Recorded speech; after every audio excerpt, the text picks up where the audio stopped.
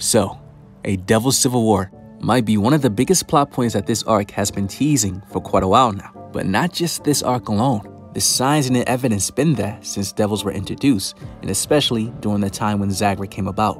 But throughout this entire Spade Kingdom raid arc, when the Devils came out, we have seen the signs grow even stronger. And in regards to the most recent chapters surrounding Megicula, it is more evident now that this could be the case. Megicula is clearly plotting something that could lead into her betraying Lucifaro, which will cause an uproar in the underworld, which will cause a huge Devil Civil War. And that's what we're here to talk about today. So, guys, as always, before we go forward, be sure to subscribe with notification bells on and leave a like on this video. Now, let's get started. Now, before we talk about the hidden plans of Megicula, we need to talk about Nama and Lilith, because these two devils showed an early sign that all devils from the underworld are not working together. And these clues started in chapter 285. When Nama and Lilith showed up, they made their main objective was to torture and play with humans. And they were going to play with Dante until they figured out, like, wait, that's Lucifaro's plaything. Things could get messy. Now, you can either say that is fear between the two devils because they know that if they get involved, Lucifaro could cause some trouble between them two. Or you can say that's respect. However, respect goes way out of the window by their actions in their battle between Asta. What do I mean by this? When the twins fused, they created this huge ice flame ball of magic power. And they told Asta that you might be unharmed, but everyone else in here will die. This magic ball was so massive that it was going to destroy everyone within this radius within the castle and also outside of the castle as well.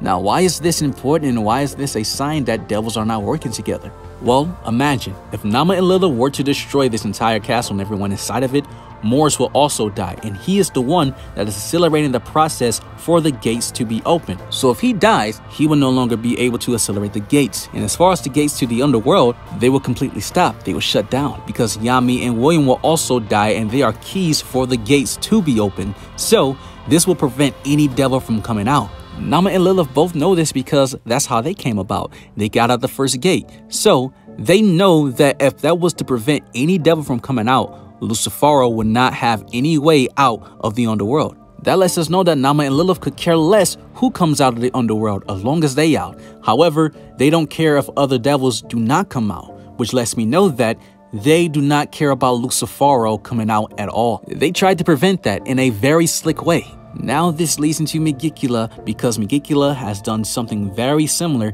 to these two, but in her own way. Now we know that the Dark Triad had made a pact with their devils and they became vessels for Lucifaro, Xenon with the Space Devil, which I will explain in a separate video, and also Vanica with Megicula. However, we always wonder why Vanica, out of all the Dark Triad, she's able to manifest her devil within her own body. And now we know why. Asya Silva's death with the curse of Megicula allowed her to manifest partially in Vanica's body. Cursing 3 powerful same-sex mages is the key to her manifestation, and if they all die, she will be fully manifested without the gates even being open. However, if you notice, she said that Lucifaro hasn't noticed us yet, almost like a sign of relief. Why would she say this? Well, it's clear. Lucifaro could have been planning to try to get out the underworld gate way before Liba and the whole situation with Lisita. Clearly, these devils want to get out the underworld. And it's crazy that Megicula did not tell Lucifaro whatsoever that the plan that she could do to get out of the underworld. Why would she keep this information from him? And then the moment that she came out, she said Lucifaro hasn't noticed us yet. Why would she say that? Well, clearly Megicula is only thinking about herself. She can care less how other devils are going to come out as long as she does. She didn't share this information with Lucifaro because maybe Lucifaro could have prevented this from happening, because maybe Lucifaro is only thinking about himself and other devils see that. Because it's not like Zagreus came out of the underworld and said that he's going to help out every devil and open the underworld. No, he said that he wanted world domination. He wanted to take over the world. Lucifaro knew that he was out. However, why didn't Lucifaro take over his body the same way he did for Liba? Well, it makes sense that it seems as though he can only take over the bodies of low-ranking devils, not high-ranking or supreme rank. But it makes you wonder, Zagreus wanted to take over the world. We know that he wanted world domination. But why? He's a high-ranking devil, so clearly he didn't have to worry about low-rank and mid-rank devils that tried to trample over him. He was a high rank. The only ones he had to worry about was Clifftop devils because they are supreme rank devils. But it makes you think. There are 3 rulers of the underworld. One of the devils that supports them is Lucifugus.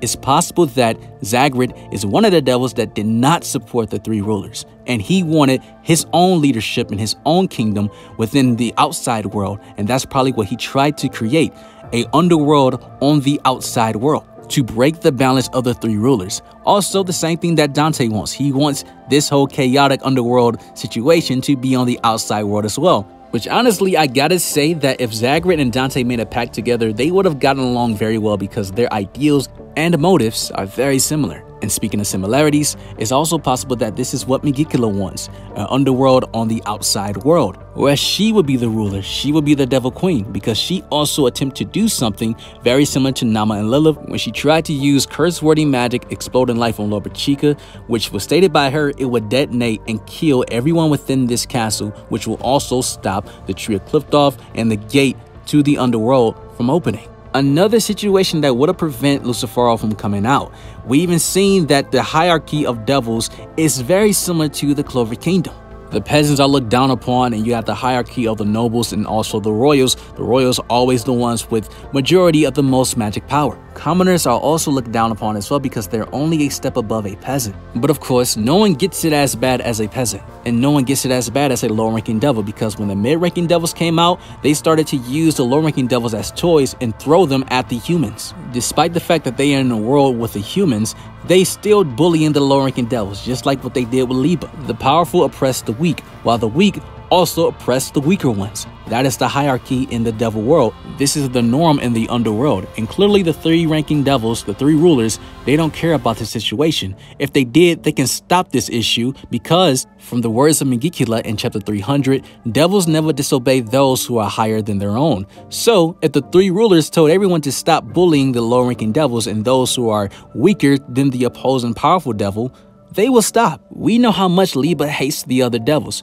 Who's to say that he's the only one that feels this way? And not just low-ranking devils, but also mid-ranking devils like Nox devils. They don't have evil intentions. Clearly, Gimodella was going to cry because Nox was in trouble. So they care for Nox, they care for humans, and they really could care less about the devils. They want to stop them as well. So in Nox 4 devils and Asta's devil, Liba, that is 5 devils in total already that are against other devils. So it's possible that devils that are in the underworld feel the same way. We see that low-ranking devils and mid-ranking devils are siding with the humans. It's possible that there could be a high-ranking devil and a supreme devil that might use this current arc, this situation with the gates opening, as a situation for them to leave the underworld to create a new balance, a new hierarchy in the human world. Who's to say that some of these devils that came out of the gate didn't run off already and didn't just attack the humans but completely ran out of dodge? It's possible that some of the devils that came out of the underworld fled to different areas and invaded different villages with evil intentions. Also, those with good intentions or just neutral